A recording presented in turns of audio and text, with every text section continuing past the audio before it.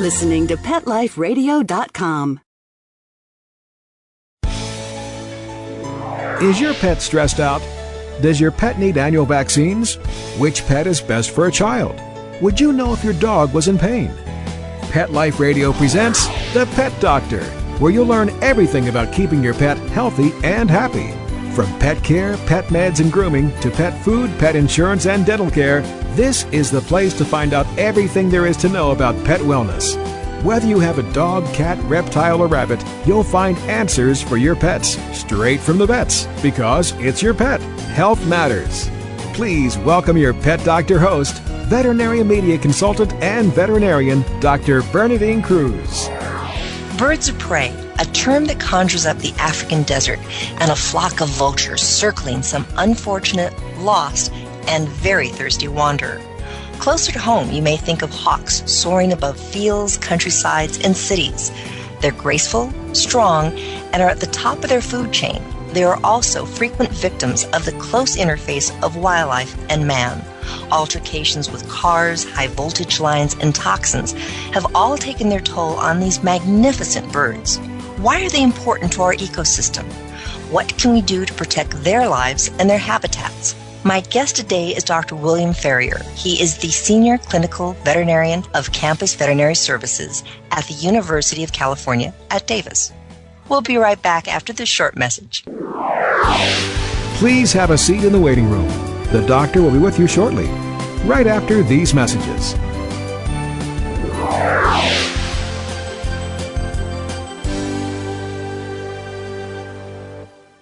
Pawfume Dog Grooming and Finishing Spray is proud to be a new sponsor of Pet Life Radio. Pawfume's super long-lasting sprays are available in 4 unique fragrances. Each Pawfume spray is fortified with the finest conditioners and detanglers to make combing out your dog more fun. Pawfume retails for only $2 per 6-ounce bottle. Pawfume is available nationwide at all Dollar General and Family Dollar stores. Why pay more to have your dog smell great? Pawfume, Pawfume.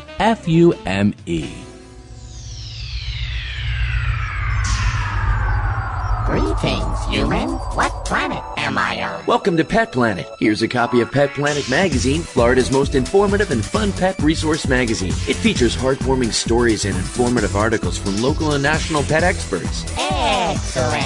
Pet Planet magazine offers Operation Planet Rescue, helping rescued pets find new homes. And it's available at 500 locations in South and Central Florida and 24/7 on the internet at petplanetmagazine.com. If you're out and about with your pet, you may be featured in Paparazzi, candid pictures of you and your pet. For up-to-date pet-friendly events, activities, and pet-related services and products, Pet Planet magazine is your final destination. I shall take this magazine home with me. Back to your home planet? No, to my condo in Boca. Pet Planet magazine. Check them out at www.petplanetmagazine.com or 352-394-8578. It's out of this world.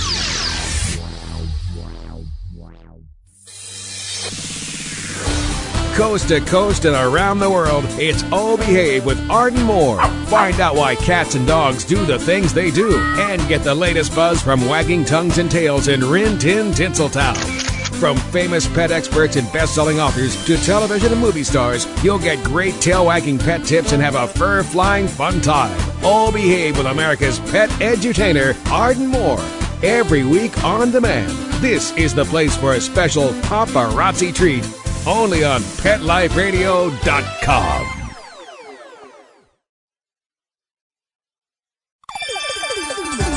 Let's Talk Pets on PetLifeRadio.com.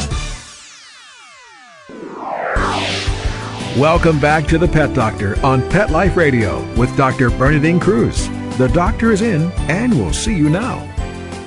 Dr. Ferrier, thank you so much for being with us.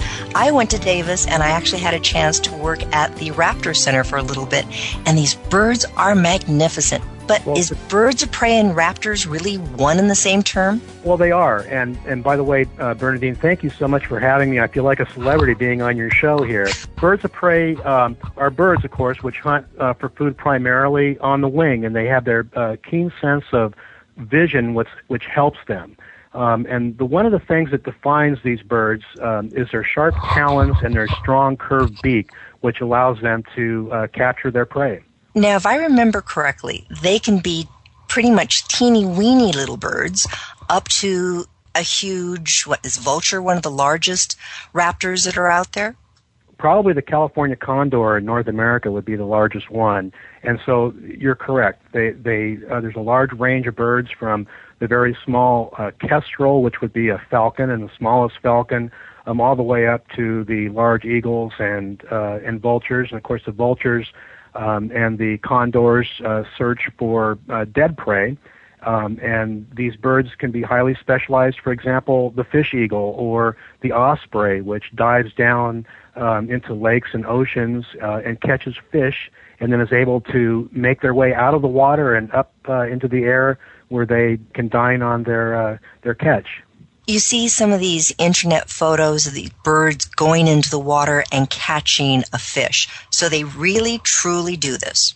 Absolutely. In fact, I was up at Eagle Lake, California earlier last week, and I was able to watch a bald eagle submerge itself in the lake and actually catch a diving duck.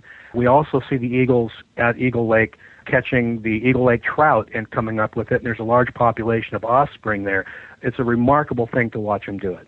I had an opportunity to be in Alaska a couple times and seen eagles up there. They are just beautiful. My daughter lives in Montana, and out in the not-so-cityfied areas, there's nesting eagles everywhere. So it sounds as though, yes, you can go to some place like Eagle Lake, but where else can we run into these raptors?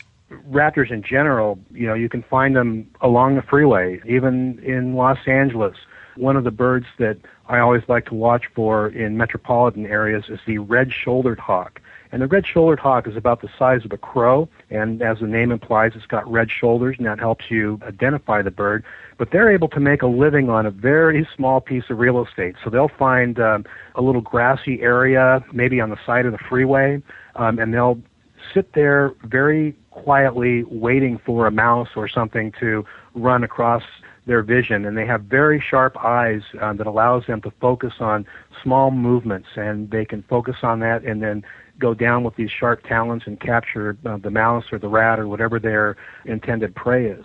Since I live in a very suburban area, many of my clients are concerned. They have, the small cat, or they have the little poodlette that weighs maybe all of 5 pounds.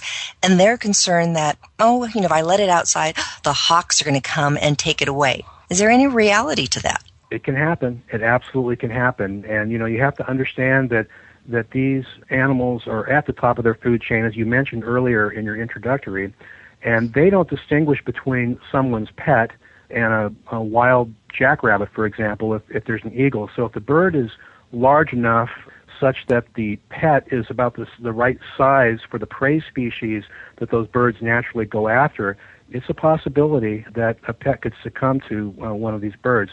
But as a general rule, these birds are aloof. They don't like hunting adjacent to areas where there's a lot of human activity. They prefer to be away from humans. There are exceptions to that, and they migrate through Los Angeles all the time during the winter on their way down to wintering grounds, in Southern California and in Mexico. So there is a presence in the metropolitan area. I do like bird watching, and I lived in an area where I had multiple feeders and there were some large trees close to it. And I had put out my little bird seed, and all my little brown dicky birds were out there eating away, in the sparrows and finches and such. And every once in a while I'd notice, there's no birds. Everything's really quiet. What happened? And I don't know if it was a red tail or a red shoulder, but there's a hawk in the trees just going, thank you so much for putting out the little buffet for me. And typically the bird that is the culprit that likes to catch small passerine birds at the bird feeders is called the Cooper hawk. And the Cooper hawk is what we call a short-wing hawk. The genus is Accipiter.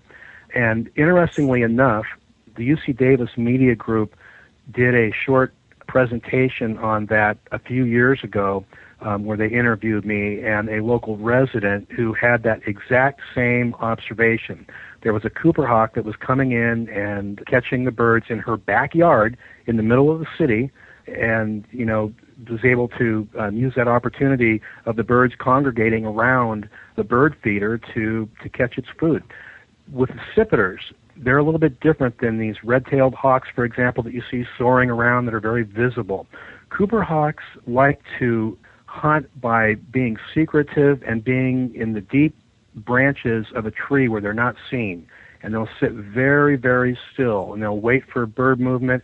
And at that opportune time, these birds have a tremendous speed with their short wings and real fast wing beats where they're able to sustain that for a short period of time. And so they'll basically catch their prey by surprising them, and it happens, and this is just part of Mother Nature. I felt badly, that I was setting up these little birds in one respect, but, I know it's part of the circle of life and they need to eat, so maybe I'm helping one of the larger birds survive. But I was surprised, exactly what you're saying, because here's a bird in all these branches, like, why doesn't it break a wing? But you've explained why. Yeah, they have long tails and short wings, and they are just experts at diving down through wooded areas, and that's typically where they live, but they migrate down through the cities here in California and throughout North America in the late fall. I live in an area, again, that has a fair amount of wildlife roaming around the suburbs, so I'll always explain to my clients, when you have a small dog or a cat, let them stay in the house at night because a coyote or something's going to get them. But a dog, and even a small dog, the same concern. So I remember being outside one time, being the good pet owner, and standing there as my little Chihuahua Pomeranian mix, Juanita, went potty, and I'm standing there quietly at night, and I see this thing flying at me, and it's like, whoa, and moved and realized it was a barn owl who must have seen Juanita and thought, this might be a bunny, something we can eat. So are owls considered raptors? Absolutely. And a few neat things about owls is that their flight is silent. And if you think about it for a moment, if they're going to catch a mouse at night, they want to be able to sneak up on it without being heard, because the mouse also has very keen hearing. And so the feathers on owls are sort of serrated at the end, and it allows sort of a fluffy end on the wingtips, and so the bird's flight is silent, and it's able to catch its prey without being heard. And you're right, it was absolutely silent. I just saw this white thing coming at me, and it was the owl. So it was just kind of neat in one respect to see this, because here I am in a city, and there was this marvelous bird. Dr. Ferrier, with all the various fields in veterinary medicine, how did you get into raptor medicine? Oh, great question. I've been involved with raptors most of my adult career, and it all started really as a hobby. I'm a falconer as a hobby. And so back years ago, there were not a lot of veterinarians around that understood how to deliver medical care to raptors. And I developed an interest in it and started reading about it, and that really was the deciding factor for me to send me into veterinary medicine. And I ended up coming to UC Davis and studying avian science, and took a master's degree in avian physiology before I went on to veterinary school. So here was a hobby that turned into a career. I love it. You're mentioning absolutely. Falconry.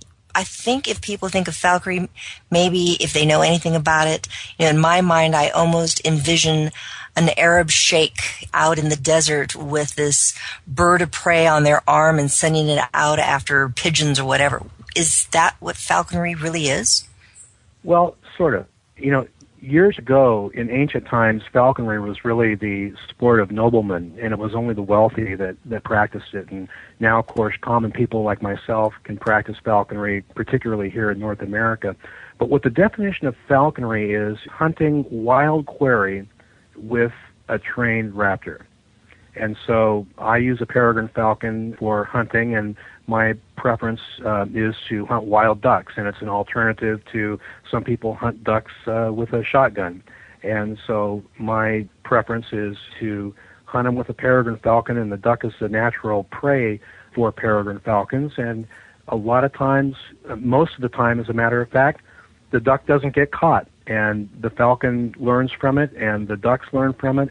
And what it does for me is it allows me to get very close to nature and watch this interaction between the prey and the raptor. And very few people get that opportunity to observe that up front and personal. Dr. Ferrier, a lot of people would be opposed to hunting in any form. But here you're using a bird that is a wild animal going after its natural prey. Do you allow the bird to, number one, eat the prey after it's caught that wild duck?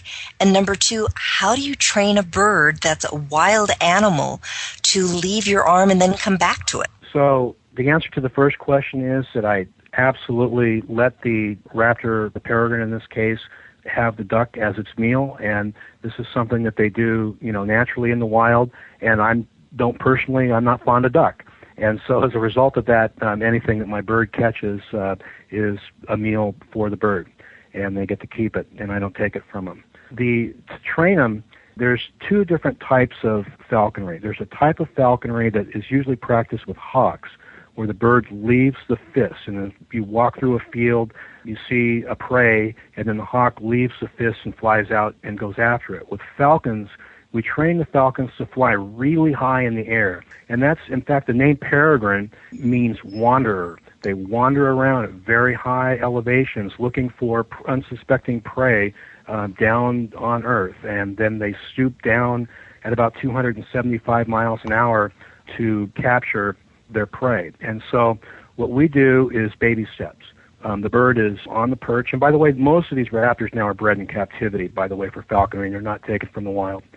But the bird may be on a perch, and you have a treat, and you blow a whistle, and the bird steps up onto the fist and gets a treat. And they learn very quickly that they get a meal when they come to you, and then from that one step, you basically take it further and further and further until they're flying, 100 yards or so to you. And with the falcons, we teach them to fly to a little leather bag called a lure. And then from there, we teach the bird that they get this reward if they fly high and close to the falconer. And so those are kind of the steps that we take, and it's a very time-consuming process. It takes a tremendous amount of time to train one of these birds properly, and my wife considers my falcons as my mistresses. But okay, a mistress that thankfully is not going to be one that should break up a marriage. But no, not in my case. We've been happily married for 32 years. Congratulations. I love this. And I can imagine with these birds flying so high, so fast, every once in a while they run into things like those high voltage wires that can really be deadly to them. I'd love to investigate this when we take a short little break and come on back. So this is The Pet Doctor. I'm Dr. Bernadine Cruz. We're right now chatting with Dr. Bill Ferrier about falcons and the effects that they've had on his soul of having this bird as a mistress. We'll be back after this short message. Please have a seat in the waiting room. The doctor will be with you shortly, right after these messages.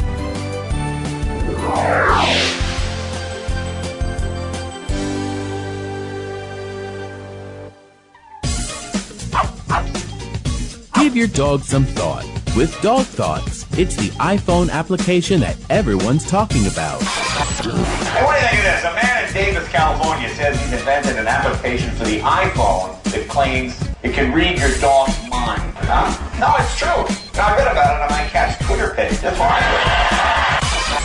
Jay Leno talked about it, CBS reported on it, and now you can see what all the buzz is about. Created just for dog lovers, Dog Thoughts makes taking photos of your furry best friend more fun. Shake your dog and read his mind. On your iPhone, of course. Take a pic of your pup, shake your phone, and watch as his thoughts appear on the screen. Does he have a bone to pick with you, or is he having a tail-wagging day? Get your Dog Thoughts iPhone app today. Just 99 cents. Go to PetLifeRadioPromotions.com. That's PetLifeRadioPromotions.com. It's time for school for you and your friends, your furry best friends. Train your dog the fun and easy way with Teacher's Pet Sessions. Teacher's Pet host Pia Silvani teaches you step-by-step how to train your dog the fun and easy way. You get 8 30-minute live audio training sessions, complete transcripts of each session, plus a basic training manual to get you and your dog off to a great start. Training begins the moment you bring your dog home. Teacher's Pet Sessions offers positive reinforcement training to shape your dog's behavior and encourages upbeat, enthusiastic responses to ensure that your dog will enjoy learning. Teacher's Pet Sessions dog training is fun at both ends of the leash. So listen, learn, and laugh with your dog with Teacher's Pet Sessions. Get your copy of Teacher's Pet Sessions Volume 1 today. To order, go to teacherspetsessions.com. Hi, this is Pia Silvani, your host. Bring your dog, tug toy, and treats, and get ready to have some fun. teacherspetsessions.com. Join us every week on Wings and Things, where you'll find real answers to real questions about everything you want to know about pet birds. Care, feeding, bird products, travel, and more. Everything to make your frequent flyer a happy camper. From parrots to parakeets, cockatiels to cockatoos, you'll have a bird's eye view of everything there is to know about your fun, feathered friends. We're your hosts, Barbara Heidenreich from Good Birding and Robin Schwokas from the Leather Elves.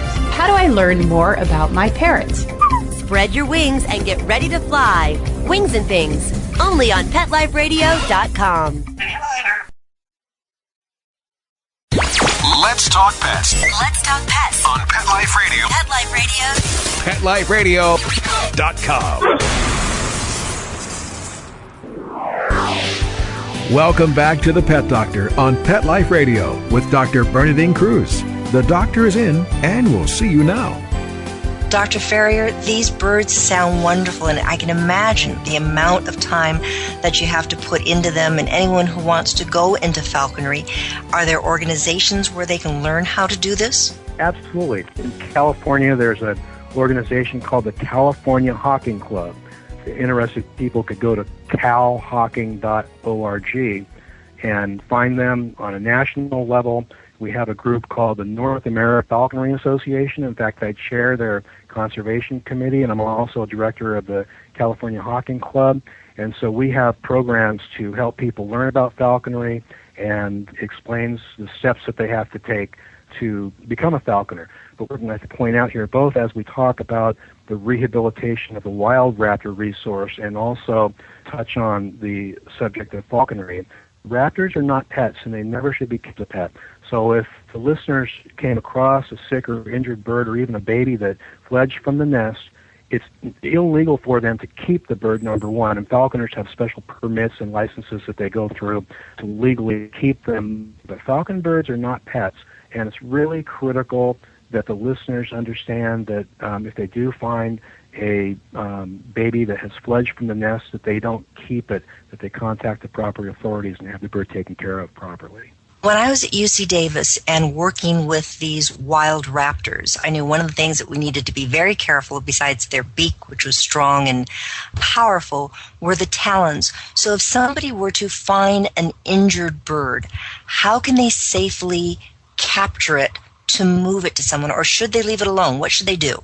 Good question. And first we have to determine whether the bird really needs help or not.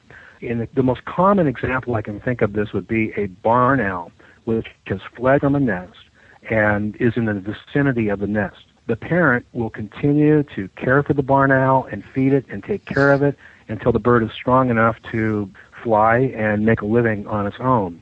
In situations like that, a time to intervene would be if the bird is not flighted, cannot fly, and is on the ground in a situation where they could become harmed by another predator, for example, a cat or a dog or some wild animal. You talked about coyotes earlier, and that's a possibility as well. And so in those cases, or in the case of an adult raptor that has been injured, you mentioned electrocution injuries with them, and this is one of the things that the California Raptor Center does, is cares for these birds that have been impacted by mankind. And so my best recommendation is to contact experienced animal handlers. And some examples of that would be animal control services, for example. And most counties have an animal control agency that will come and assist in that situation. In the United States, the various fish and game departments, or also known as Department of Natural Resources, in every state has mechanisms to go out and help individuals with injured wildlife that they may encounter.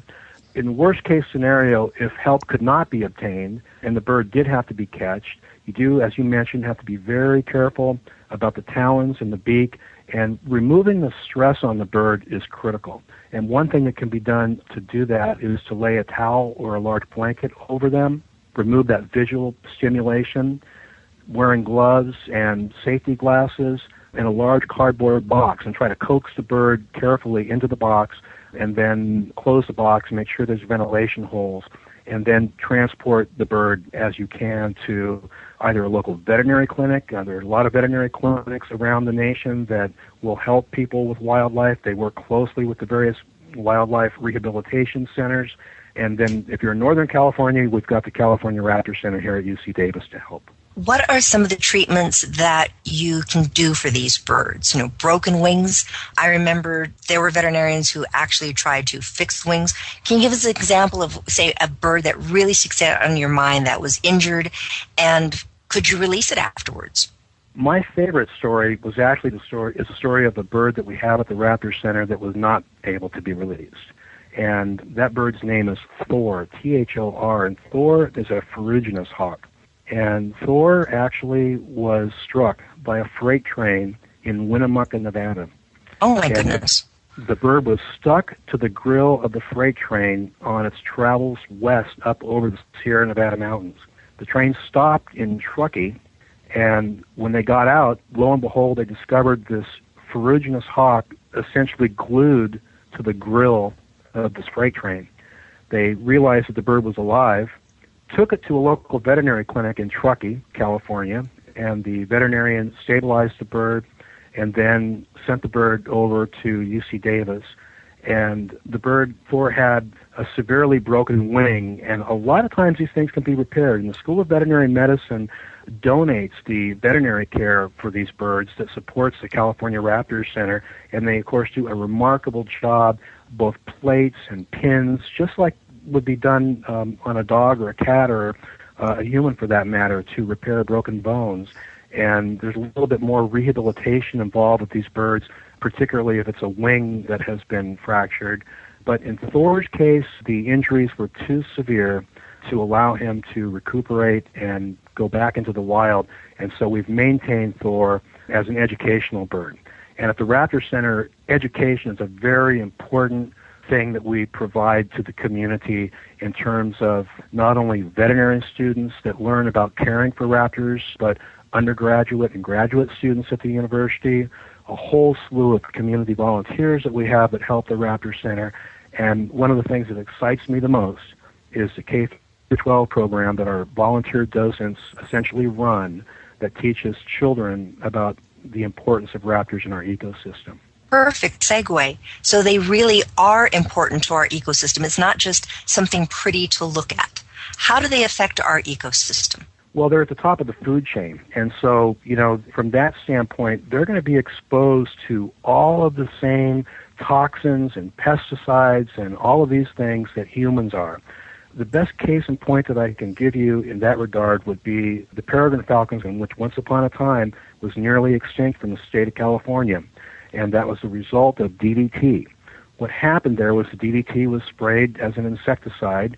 The small birds were eating the treated insects, and then, of course, the peregrine falcons were catching some of those birds.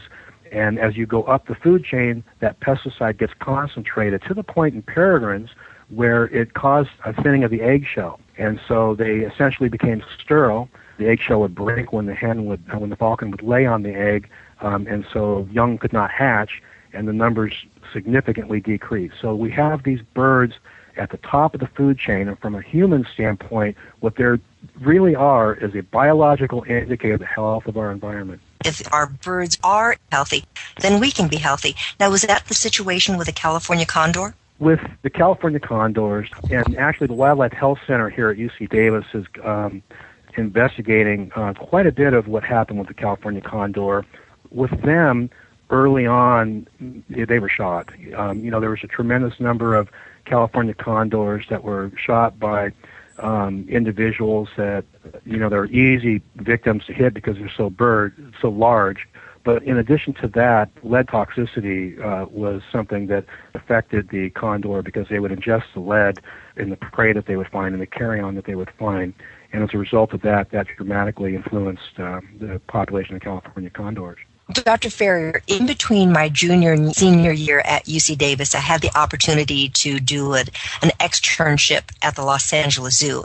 And at the time, they had a breeding program for condors. Do they really help repopulate this condor, or not even the condor, but the raptor population in the world, or the United States at least? The breeding projects have had a profound effect on that. And one interesting bit of information about that, the peregrine falcon probably was one of the biggest success stories in taking a bird in North America, and I'm talking specifically here about the United States because the bird was doing fine up in Canada and up in Alaska, but the peregrine falcon was on the verge of extinction, and it was falconers who took their birds that they had in captivity together and pioneered falcon breeding, and then at their own expense bred these birds and released them back into the wild, and it was a total success story. And so we use falconers in raptor breeding facilities. We'll use techniques such as artificial insemination, and there's a whole slew of techniques that are used where the eggs can be, when they're laid by the falcon can be encouraged to lay multiple eggs, more than they normally would in the wild. So-called double clutching is what it's called. And then those eggs can be artificially incubated and then put under surrogate parents, and let the surrogate parents, a raptor that is in captivity, actually raise the birds so that they imprint to self and not to human.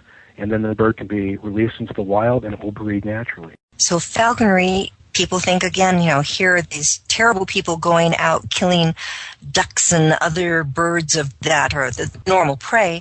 But here's a group that really helped save birds that they are just impassioned about. Absolutely. And at Cornell University, Tom Cade, who was sort of the father of raptor breeding, is a falconer. I love it. Pat Rettig, who runs the largest raptor center in North America that I know of, University of Minnesota Raptor Center, and has done a tremendous amount of work for the wild raptor resource, is also a falconer. With all of these people involved with falconry, and knowing that too many of these magnificent raptors are being impacted, that must be very expensive to try and rehabilitate them and get them back into the wild. How are most of these programs being funded? Well, I think that most of the raptor centers that I'm aware of are funded through donations from the community. And in the particular case of the California Raptor Center, we do get a small amount of money from the state to help support our program. And remember that theoretically the state is responsible for the wild animal resource, and so it's a natural thing for them to some degree to help support our activities in terms of caring for these birds. But with the state cutbacks, our budget is significantly affected by that. And so we have been relying more and more on donations from the community to help us keep the doors open. And if somebody said, maybe I'll never be a falconer, but I love watching these birds soar, where can they donate? Well, the California Raptor Center would be a wonderful place to donate, and we would appreciate having any help whatsoever. And I think we have a link to our website with your website, and we would just appreciate any help that the public would like to give us. Well, I think I've learned a tremendous amount today, and hopefully the listeners have also. So it really is important. Our healthy birds help to show that we have a healthy environment. A healthy environment equals a healthy person also. So Dr. Ferrier, thank you so much for being with us today. I love learning all about these birds, and it makes me want to go out and go into some of the fields around here and just sit there quietly and see what's up in the sky. So you've been listening today to Dr. Bernadine Cruz with the Pet Doctor and Dr. Bill Ferrier of the California Raptor Center. If you ever have questions about a bird that you see, that you find, ask your local veterinarian, or in this case, maybe even animal control. Hopefully you've learned a little bit of how to keep yourself healthy and your pets healthy. Please tune back in next week when we'll be having more great information, things to keep your pet in the best of condition. I'm Dr. Bernadine Cruz. Thank you so much for listening. Pets can be a wonderful addition to your life. Keeping them healthy and happy is important. Pet Life Radio presents The Pet Doctor with veterinary media consultant and veterinarian Dr. Bernadine Cruz. Whether you have a dog, cat, reptile, or rabbit, you'll find answers for your pets straight from the vets. The Pet Doctor, on demand every week, only on PetLifeRadio.com.